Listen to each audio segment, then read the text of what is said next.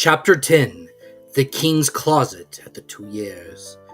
We will leave Villefort on the road to Paris, traveling thanks to trebled fees, with all speed, and passing through 2 or 3 apartments, enter at the Tuileries the little room with the arched window, so well known as having been the favorite closet of Napoleon and Louis XVIII, and now of Louis Philippe.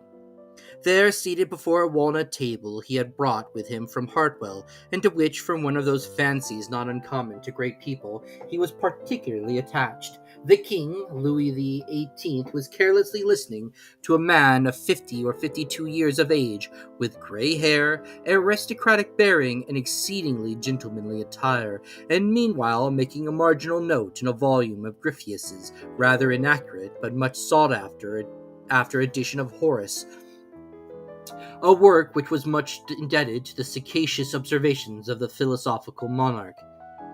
"You say, sir," said the king, "that I am exceedingly disquieted, sir. Really, have you had a vision of the 7 fat kine and the 7 lean kine?" "No, sir, but that would only betoken for us 7 years of plenitude and 7 years of scarcity, and with a king as full of foresight as your majesty, scarcity is not a thing to be feared." "Then of what other scourge are you afraid, my dear Blockus?" "Sire, I have every reason to believe that a storm is brewing in the south." "Well, my dear Duke," replied Louis XVIII, "I think you are wrongly informed, and now positively that, on the contrary, it is very fine weather in that direction." Man of ability as he was, Louis XVIII liked a pleasant jest.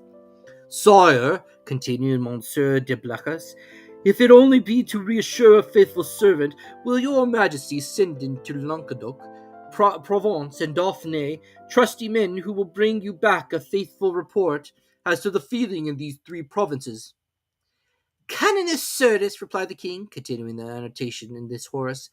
"Sire," replied the courtier, laughing in order that he might seem to comprehend the quotation, "your majesty may be perfectly right in relying on the good feeling of France, but I fear I am not altogether wrong in dreading some desperate attempt." "By whom?" "By Bonaparte, or at least by his adherents." "My dear Blockus," said the king, "you with your alarms preventing me from working." "And you, sire, prevent me from sleeping with your security." "Wait, my dear sir, wait a minute, for I have such a delightful note on the pastoral quum trahere, and wait, I will listen to you afterwards."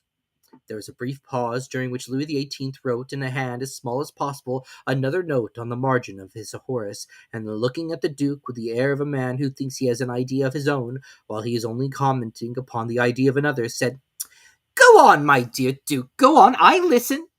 "Sire," said Blockus, who had for a moment the hope of sacrificing Villefort to his own profit, "I am compelled to tell you that these are not mere rumors destitute of foundation which thus disquiet me, but a serious-minded man, deserving all my confidence, and charged by me to watch over the south," the Duke hesitated as he pronounced these words, "has arrived by post to tell me that a great peril threatens the king, and so I hasten to you, sire." "Maledictus ave domen," continued Louis XVIII, still annotating. "Does your majesty wish me to drop the subject?" "By no means, my dear Duke, but just stretch out your hand." "Which?" "Whichever you please. There, to the left." "Here, sire." "I tell you to the left, and you are looking to the right. I mean on my left. Yes, there. You will find yesterday's reports of the Minister of Police. But here is Monsieur d'André himself." And Monsieur d'André, announced by the chamberlain in waiting, entered.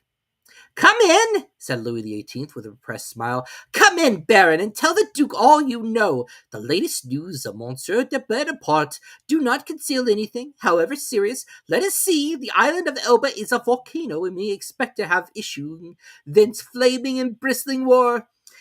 Bella horrida bella." Monsieur d'André leaned very respectfully on his back of his chair with his 2 hands, and said, "Has your majesty perused yesterday's report?" Yes, but tell the Duke himself, who cannot find anything, what the report contains. Give him the particulars of what the usurper is doing in the island." "Monsieur," said the Baron to the Duke, "all the servants of his majesty must approve the latest intelligence which we have from the island of Elba.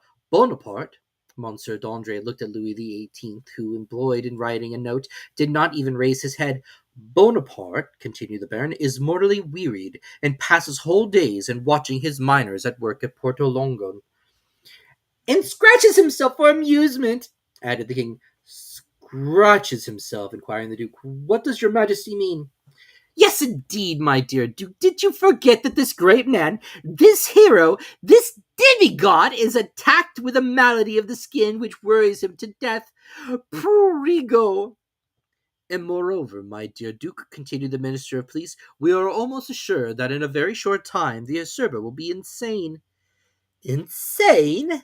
Raving mad, his head becomes weaker. Sometimes he weeps bitterly, sometimes laughs boisterously, at other times he passes hours on the seashore, flinging stones in the water, and when the flint makes duck and drake 5 or 6 times, he appears as delighted as if he had gained another Marengo or Austerlitz.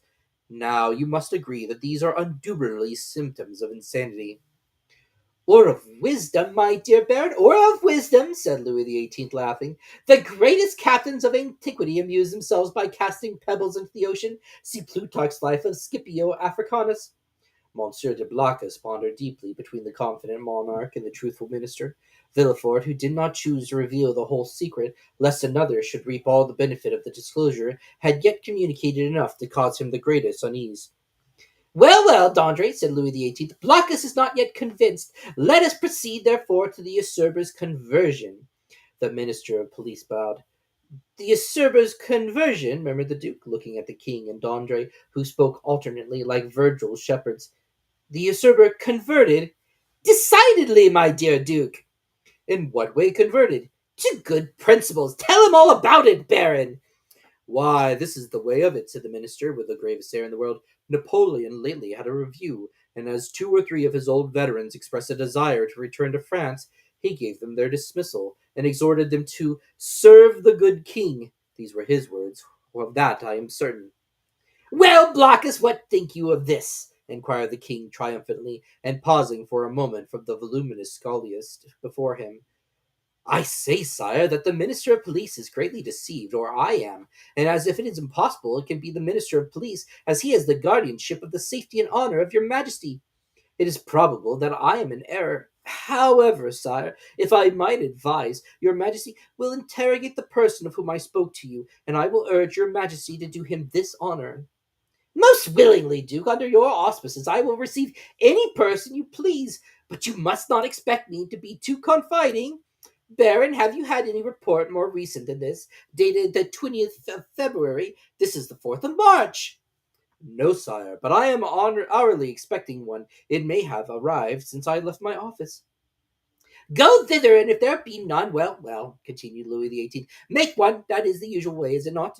And the king laughed facetiously. Oh, sire, replied the minister, we have no occasion to invent any. Every day our desks are loaded with most circumstantial denunciations, coming from a host of people who hope for some return for services which they seek to render, but cannot. They trust to fortune and rely upon some unexpected event in some way to justify their predictions. Well, sir, go, said Louis XVIII, and remember that I am waiting for you. I will but go and return, sire. I shall be back in 10 minutes.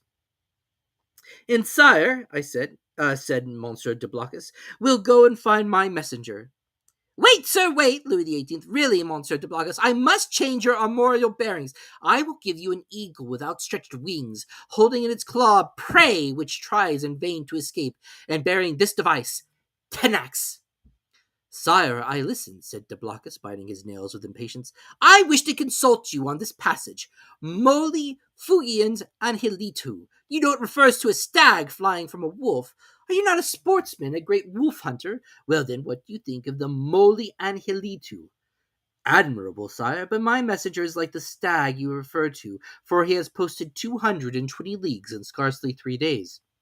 Which is undergoing great fatigue and anxiety, my dear Duke, when we have a telegraph which transmits messages in 3 or 4 hours, and that without getting in the least out of breath. Ah, sir, you recompense but badly this poor young man, who has come so far and with so much ardor to give your majesty useful information.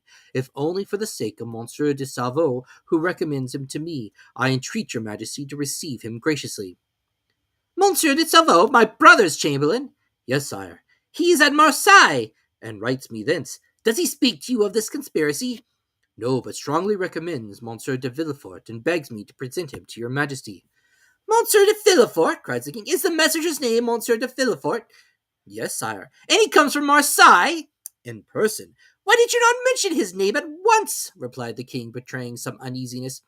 Sire, I thought his name was unknown to your majesty. No, no, Blockus, he is a man of strong and elevated understanding, ambitious too, and Porto, you know his father's name? His father? Yes, Nortier.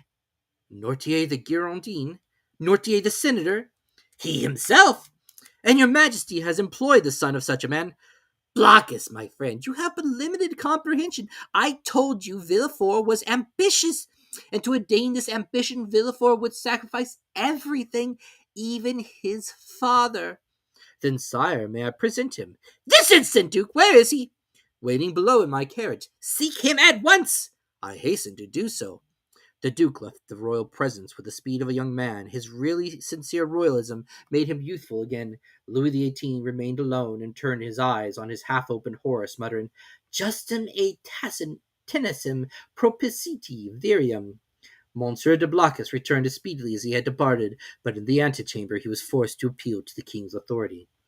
Villefort's dusty garb, his costume, which was not of courtly cut, excited the susceptibility of Monsieur de Breze, who was all astonished at finding that this young man had the audacity to enter before the king in such attire. The Duke, however, overcame all difficulties with a word, His Majesty's order, and in spite of the protestations which the master of ceremonies made for the honor of his office and principles, Villefort was introduced. The king was seated in the same place where the Duke had left him. On opening the door, Villefort found himself facing him, and the young magistrate's first impulse was to pause.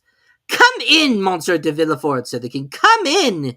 Villefort bowed, and advancing a few steps, waited until the king should interrogate him. Monsieur de Villefort, said Louis XVIII, the Duc de Blockus assures me you have some interesting information to communicate. Sire, the Duke is right, and I believe your majesty will think it equally important. In the first place, and before everything else, sir, is the news as bad as your opinion, as I am asked to believe? Sire, I believe it to be most urgent, but I hope, by the speed I have used, that it is not irreparable. Speak as fully as you please, sir, said the king, who began to give way to the emotion which had showed itself in Blockus's face, and affected Villefort to speak. Speak, sir, and pray begin at the beginning. I like order in everything.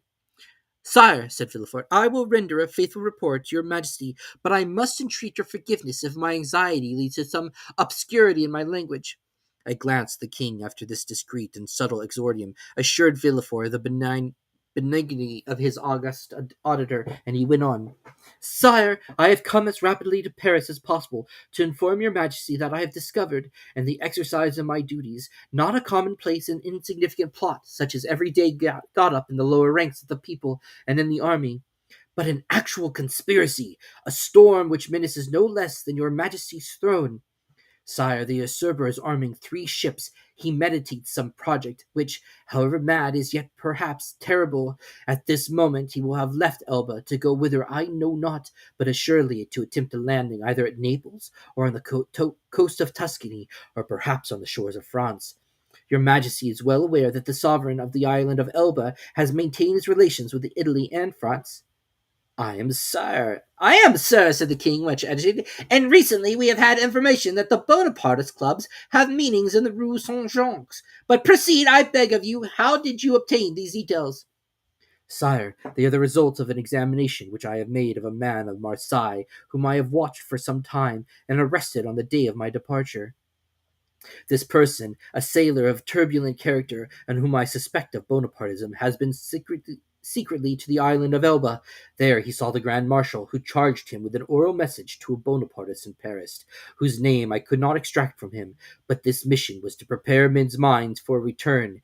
It is the man who says this, sire, a return which will soon occur. And where is this man? In prison, sire. And the matter seems serious to you? So serious, sire, that when the circumstances surprised me in the midst of a family festival, on the very day of my betrothal, I left my bride and friends, postponing everything that I might hasten to lay at your majesty's feet the fears which impressed me and the assurance of my devotion. True, said Louis XVIII. Was there not a marriage engagement between you and Mademoiselle de Saint-Méran, daughter of one of your Majesty's most faithful servants? Yes, yes, but let us talk of this plot, Monsieur de Villefort. Sire, I feel it is more than a plot. I feel it is a conspiracy. A conspiracy in these times, said Louis XVIII, smiling, is a thing very easy to meditate, but more difficult to conduct to an end. Inasmuch as, re-established so recently on the throne of our ancestors, we have our eyes open at once upon the past, the present, and the future. For the last 10 months, my ministers have redoubled their vigilance in order to watch the shores of the Mediterranean. If Bonaparte landed at Naples, the whole coalition would be on foot before he could even reach Biombenon. If he landed in Tuscany, he will be in an unfriendly territory. If he landed in France, it must be with a handful of men, and the result of that is easily foretold.